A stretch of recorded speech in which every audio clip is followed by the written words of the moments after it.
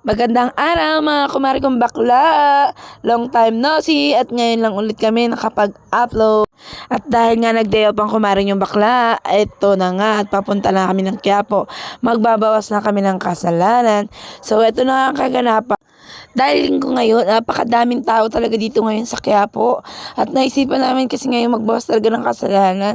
Aba, hindi lang pwede puro trabaho. Minsan kailangan mo rin bisitahin ang ating ama. So, ayan, pupunta na nga kami ngayon dito para magbawas ng kasalanan namin at papanalangin na rin namin yung may mga taong may galit sa amin.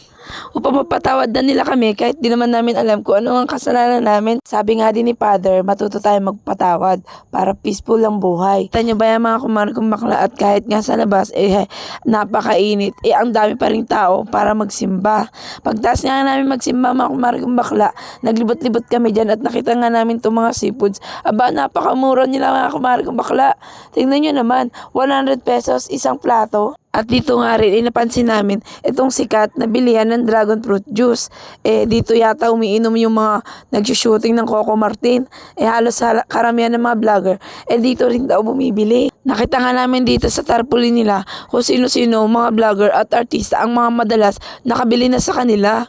At talagang display nila para at least aware ang mga mamimili na talagang sikat na sila. At syempre mga kumari kong bakla, hindi tayo pwede magpahuli. Kailangan din natin matikman kung ano ang lasa ng dragon fruit tea, di ba? At syempre mga kumari kong bakla, itsura pa lang nito, talagang nakakatakam na. Tingnan nyo naman ang itsura. At syempre, di na rin nagpapahuli yung katabi nila dito, RK16 Big Siomai. Sa halagang 50 pesos, 6 na pirasong malalaking siomai talaga ang mabibili mo. Tingnan mo naman nga kumari kong bakla, hindi na kami nag-avail ng rice. Puro na lang siomai dahil alam namin sa sarili namin. Aba, talagang mabubusog na kami sa 6 na piraso. Sa sobrang laki ba naman nito mga kumari kong bakla? Aba, mas malaki pa ba naman sa kalamansi? At mas malaki pa talaga sa kutsara namin. Ito pa nga lang, sulit na. Tingnan nyo naman mga kumari kong bakla. Ito nga mga kumari kong bakla, sikat din na siyomayan dito sa Quiapo. At talagang natikman namin ito mga kumari kong bakla. Abay, purong karne at napakasarap. Kung sahalin tulad ko siya, aba, 100%. Napakaraming karne. Hindi siya katulad ng ibang siomai na parang langgunisa na. Ito ay malalasahan mo talaga yung karne ng pork. Kung gusto mo mag-reseller, i-chat nyo lang siya sa RK16. Nasa page nila yun. Meron silang page sa Facebook. Hanapin nyo na lang. Bala na kayo. At dito nga mga kumari kong bakla, nakakadalawang subo pa lang ako ng siomai. Feeling ko nabubusog na talaga ako. Kung kayo naman malakas kumain, magbaon na lang kayo ng rice. Kung gusto nyo, bumili kayo ng rice dito sa gilid. Meron nabibili dito, 15 pesos. Talagang sulit lang din.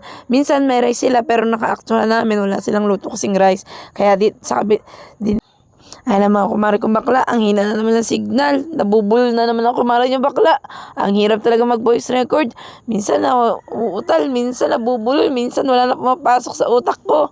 Basta bahala na kayo makinig. So, andito lang yan. Mga kumari kong bakla, hanapin nyo lang yan. Sa tapat lang yan ng simbahan.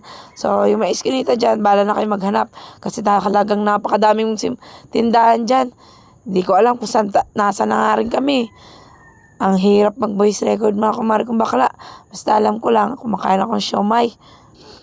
O mga kumari kong bakla, pagkatapos namin dito kumain ng siomai, mga kumari kong bakla, uuwi na kami at wala naman kaming sapat na pera. Talaga nagsimba lang kami. Try na namin kung paano magsimba dito na maliit lang yung pera, 500 pesos. So sinulit na rin namin, bumili na rin kami ng isang pirasong ihaw-ihaw na pusit. O mga kumari kong bakla, hindi pa kasi ako sumasahod sa Facebook, kaya wala pa kaming ganun kalaking pera. So bye-bye! Dito na lang!